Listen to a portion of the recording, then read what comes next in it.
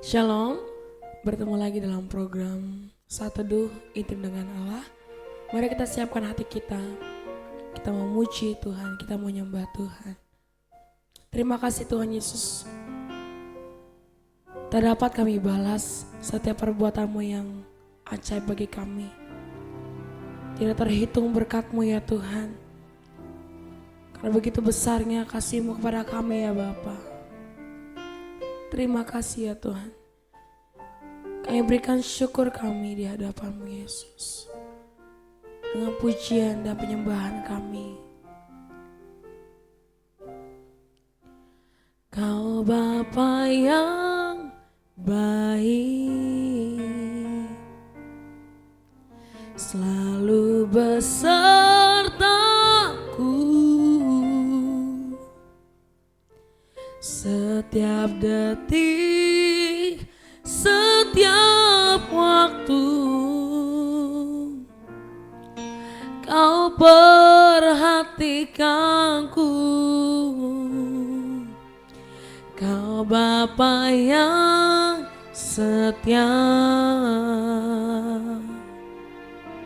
selalu menjagaku.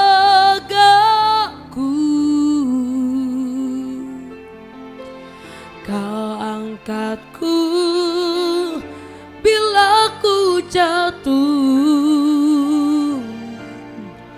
Kau menopangku,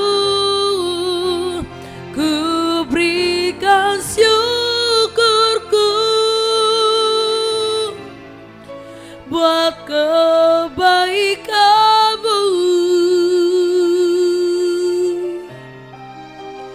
Ku berikan syukurku buat pertolongan-Mu. Sebab Kau jadikanku berharga di mata-Mu. Kau Bapa yang baik, ku mengasihi-Mu.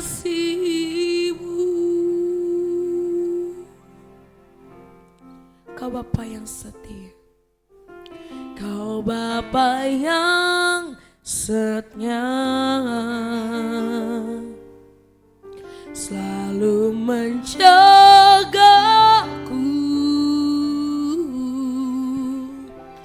Kau angkatku bila ku jatuh,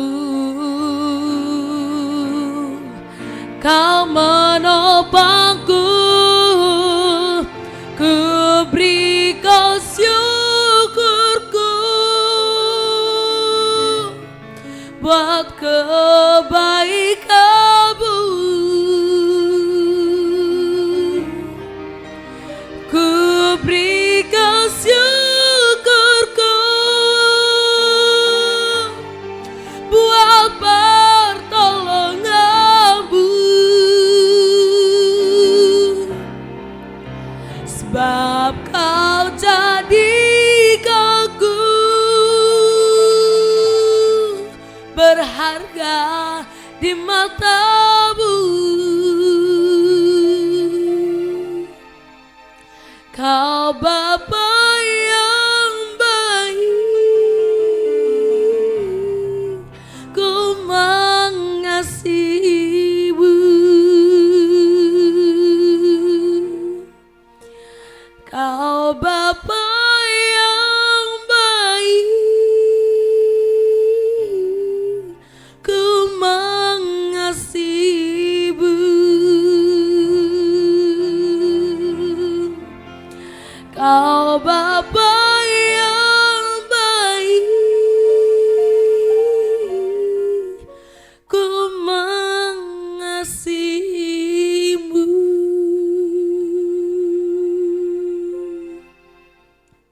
Kami berikan syukur kami kepada-Mu ya Allahku, Tuhan Yesus Kristus. Terima kasih ya Tuhan untuk penyertaan-Mu yang begitu sempurna. kami ada sampai saat ini itu semua karena anugerah-Mu ya Tuhan. Itu semua karena berkat kemurahan-Mu ya Bapa. Terima kasih ya Tuhan, kami mau mendengar suara-Mu. Berbicaralah kepada kami lewat renungan yang akan kami dengarkan saat ini. Terima kasih ya Tuhan Yesus, terima kasih, ajar kami mengerti. Dalam nama Tuhan Yesus, haleluya, amin. Shalom, Bapak Ibu Saudara yang dikasihi Tuhan. Kembali bersama dengan saya pada hari ini. Kita akan bersama-sama merenungkan firman Tuhan dalam perenungan intim dengan Allah pada hari ini Selasa, tanggal 7 Maret 2023 dengan tema menghitung berkat. Saya percaya Bapak Ibu Saudara sudah membaca dari kitab Bilangan pasal 26 sampai dengan yang ke-27. Membahas perenungan pada hari ini, saya akan membaca beberapa ayat bagi saudara.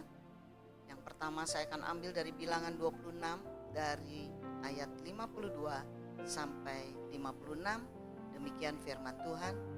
Tuhan berfirman kepada Musa, kepada suku-suku itulah harus dibagikan tanah itu menjadi milik pusaka menurut nama-nama yang dicatat. Kepada yang besar jumlahnya haruslah engkau memberi milik pusaka yang besar. Dan kepada yang kecil jumlahnya haruslah engkau memberikan milik pusaka yang kecil. Kepada setiap suku sesuai dengan jumlah orang-orangnya yang dicatat haruslah diberikan milik pusaka. Tetapi tanah itu harus dibagikan dengan membuang undi. Menurut nama suku-suku nenek moyang mereka, haruslah mereka mendapat milik pusaka. Seperti yang ditunjuk undian haruslah dibagikan milik pusaka setiap suku, di antara yang besar dan yang kecil jumlahnya. Kemudian saya akan membaca beberapa ayat lagi dari Bilangan 27 ayat 1 sampai dengan yang ke-7. Demikian firman Tuhan. Kemudian mendekatlah anak-anak perempuan Zelafehat bin Hefer bin Gilead bin Makir bin Manasye dari kaum Manasye bin Yusuf. Nama anak-anaknya itu adalah Mala, Noah, Hogla, Milka, dan Tirsa. Dan mereka berdiri di depan Musa dan Imam Eleazar dan di depan para pemimpin dan segenap umat itu dekat pintu kemah pertemuan, serta berkata, ayah kami telah mati di padang gurun, walaupun ia tidak termasuk di dalam kumpulan yang bersepakat melawan Tuhan ke dalam kumpulan Korah, tetapi ia telah mati karena dosanya sendiri, dan ia tidak mempunyai anak laki-laki. Mengapa nama ayah kami harus dihapus dari tengah-tengah kaumnya oleh karena tidak mempunyai anak laki-laki? Berilah kami tanah milik di antara saudara-saudara ayah kami. Lalu Musa menyampaikan perkara mereka ke hadapan Tuhan. Maka berfirmanlah Tuhan kepada Musa, perkataan anak-anak perempuan Zelafehat itu benar. Memang engkau harus memberikan tanah milik pusaka kepadanya di tengah-tengah saudara-saudara ayahnya. Engkau harus memindahkan kepadanya hak atas milik pusaka ayahnya. Nah saudara, perenungan kita pada hari ini, kedua pasal yang telah kita baca pada hari ini mencatat tentang pembagian tanah pusaka kepada suku-suku bangsa Israel yang telah Tuhan janjikan kepada nenek moyang mereka. Musa diperintahkan Tuhan untuk mencatat seluruh nama-nama mereka yang berhak mendapat tanah milik pusaka tersebut.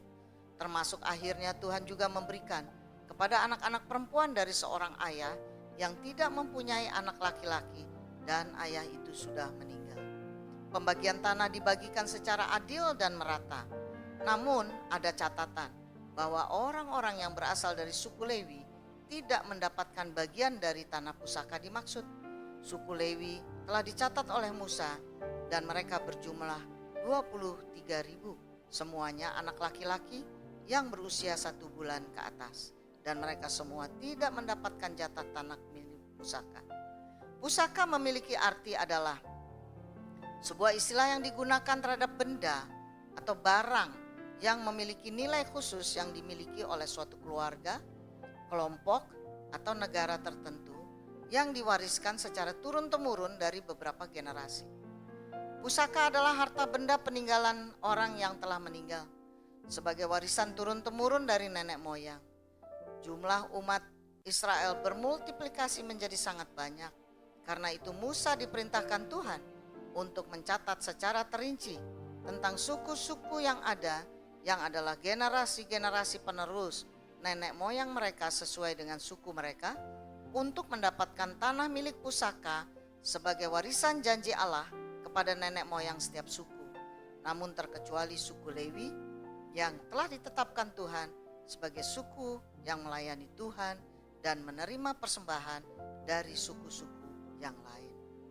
Tuhan menggenapi janjinya kepada bangsa Israel dan memerintahkan Musa untuk menghitung dan memberikan tanah milik pusaka mereka dengan ketentuan-ketentuan sebagai berikut, yaitu yang pertama, keadilan Tuhan bagi umat Israel, di mana Musa harus membagikan tanah yang besar kepada suku yang besar dan kecil kepada suku yang kecil jumlahnya.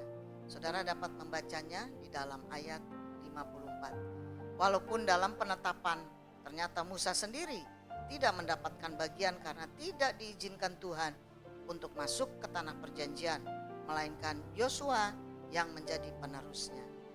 Hal kedua saudara, keadilan Tuhan berikutnya adalah bahwa pembagian tanah milik pusaka tersebut harus dibagikan dengan cara undi menurut nama suku-suku tersebut.